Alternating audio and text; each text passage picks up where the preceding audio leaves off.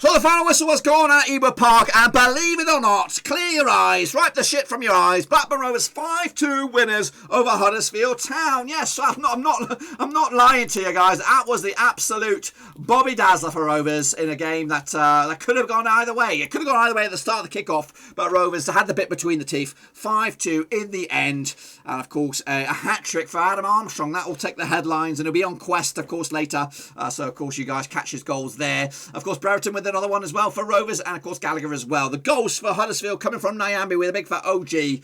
Unfortunately, it could be his penultimate game at Ewood Park, depending on how we all pans out. Josh Koroma getting, of course, a late goal, the final goal in the match to make it a little bit hairy, but ultimately Rovers held on 5-2 in the end. Let's take a look at those starting 11s then for you right here, right now. Of course, the game is wrapped up already. Of course, a Kaminsky between the sticks, Nyambe, Lenihan, Howard-Bellis, and Amari Bell, who I thought was very, very good today. We had, who is that there? Of course, Travis, Evans, of course, Rothwell in the three-man midfield. Very, very dynamic, and of course, confident, a believable midfield three there. And Gallagher and Brereton and Armstrong, realistically, on paper, our best attacking trio. As for Huddersfield, they had young Schofield between the sticks. They had to follow at the back there, Saar, Keogh, and of course, who's that down there? Pippa on the right-hand side. Itting in the middle, pulling the strings, of course, as a defensive midfielder. O'Brien, Hogg, who's that there? Bakuna, and I can't even read that one. Koroma up top. I'm having a little scan on this one. It was Ward. Ward was there, of course. Let's take a look at it. Of course, did I show you the stats? I don't think I showed you the stats. Let's hop on over and have a wee gander at those statistics right here, right now. 5-2 was final score. Armstrong with, of course, the early goal on the 8th minute, of course, to change the whole vibe of the match. And then Brereton made it 2-0 out with the 22nd minute. A good goal it was for the second. So into half-time, we went 2-0 up. In fact, if we were 2-1 up, as Ryan Nyambe put the ball in the back of his own net to make it a little bit hairy. Into the second half, though, Rovers came back out of the box looking very, very good. Adam Armstrong with a 54th minute goal to make it 3-1, and then Sam Gallagher made it 4, and of course the cherry on top with Adam Armstrong's 60th minute goal to wrap it up. And then of course Koroma made it a little bit hairy. Of course here, as you can see, we weren't the best possession team. Of course that went in favour of Huddersfield, but that worked in our favour. Of course, Roby, that's the way to play. That's not play counter-attacking football. We had more shots than they did. 12 shots on target. Rovers had 16 shots on the overall. 12 on target. That's insane. They had 8 shots on for the night to just 1 on target. So very, very criminal finishing there by Huddersfield. Of course, 7 goals, 7 corners for us to their 2 as well. As for the table, of course, it looks like this at the moment. These games are still trying to wrap up a little bit. Rovers remain in 15th, of course. Looking very, very good. Huddersfield still in the relegation mire, depending on what goes on with Rotherham in the final in these 2 games in hand over the next couple of weeks. So we'll see how that pans out for them. And Derby, big losers as well.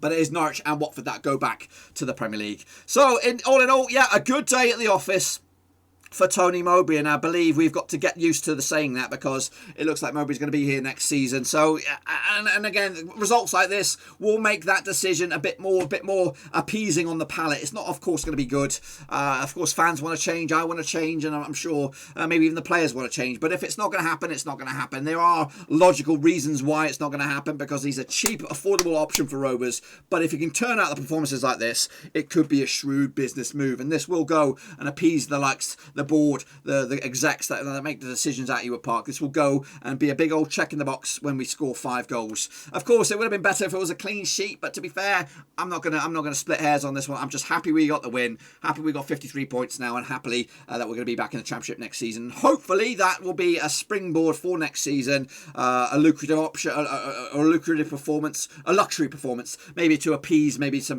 players that are on the fence about joining us. We talked about Britt Sombalonga potentially joining us on the watch along. We talked about some other players maybe joining us on a watch along. So it could be an exciting summer if we can get the recruitment right. But today it was all about the players that possibly are already on their way out. Rothwell could be on his way out. Nyambe could be on his way out. Amari Bell could be on his way out. Who else could be on his way out? Harvey Elliott could be going back to Liverpool. Of course, he will be going back to Liverpool. Of course, Howard-Bellis as well. So a lot of these guys may be playing with a bit more freedom, knowing the fact that they're on their way out anyway.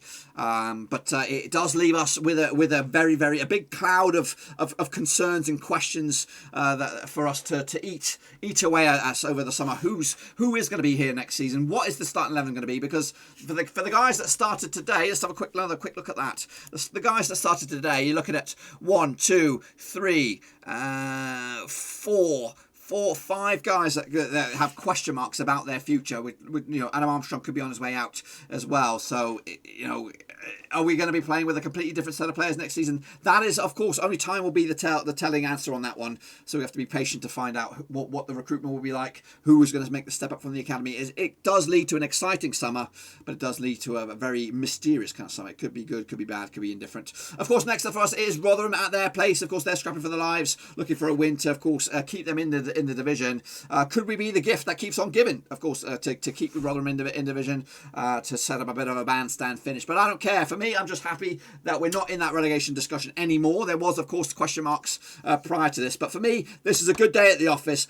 It's not often that you score 5 goals, but of course, it could have been much sweeter with a clean sheet. A little bit later on, I'll do a detailed review of this. We'll take a little look, of course, at the match ratings, and of course the feedback from the fans, and of course the gaffer as well. Be sure to give the video some love, smash your thumbs up, smash your subscribe. We'll do it all again very soon. Until then, though, we are out of here.